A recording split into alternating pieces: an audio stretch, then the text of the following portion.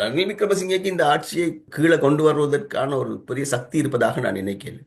உங்களுக்கு விமர்சிப்பதற்கான ஒரு ஒரு மூலக்கூறு தேவைப்படுகின்றது. அந்த அந்த வகையில பார்க்கின்ற போது மிக பலவீனமான மூலக்கூறு ரணில் விக்ரமசிங்க தான் நான் நினைக்கிறேன். அவருக்கு அடிக்கிறது ஈஸி. ஏன்னா அவருக்கு அவ்வளவு பெரிய ஒரு வரலாறு இருக்கின்றது.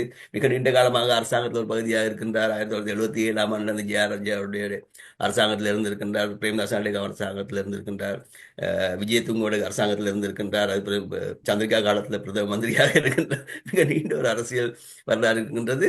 அதுக்கப்புறமா சிங்கள தேசியவாதிகளுக்கு இடையில் அவருக்கு ஒரு பெரிய ஒரு அபிப்பிராயம் காணப்படவில்லை. மற்ற அவர் ஒரு மேற்கு தேசம் போன்ற ஒரு ஒரு அவுட்லுக் அவருக்கு காணப்படுகின்றது. மாறாக மஹிந்த ராஜபக்சே பார்த்தீங்கன்னு சொன்னா தேசியவாத அவுட்லுக் தான் இருக்கின்றது, பார்வை தோற்றம் இருக்கின்றது. ஆகவே அவருக்கு ரணில் விக்ரமசிங்கே தாக்குவதும் விமர்சிப்பதும் அவருக்கு எதிராக நடவடிக்கை எடுப்பதும் அரசியல் ரீதியாக சிறந்ததாக இருக்கும். அதுக்கப்புறமாக இப்ப வரலாறு என்று பார்த்தாலுமே கூட இப்ப ஜேவிபியினுடைய ஒரிஜினல் அடிப்படை சித்தாந்தம் வந்து சோசியலிசம் தான் இல்லை. அப்ப அந்த சோசியலிசத்துக்கு எதிரான மிக பிரதானமான கொள்கையை கொண்டவர் ரணில் விக்ரமசிங்க. ஒரு கேபிட்டலிஸ்டாக, ஒரு முதலாளித்துவவாதியாக, ஒரு ஒரு லிபரலாக அவர் தான் அந்த எதிர்கொள்கையை கொண்டிருக்கின்றார். அதுக்கப்புறமாக ஜேவிபி நசுக்கப்பட்ட காலத்தில் 1987 88ஆம் ஆண்டு காலத்தில் பிரேமதாஸ் அரசாங்கம் ஜேவிபியாக மிக பாரதூரமான வன்முறைகளை கட்டவிழ்த்து விட்டிருந்தது.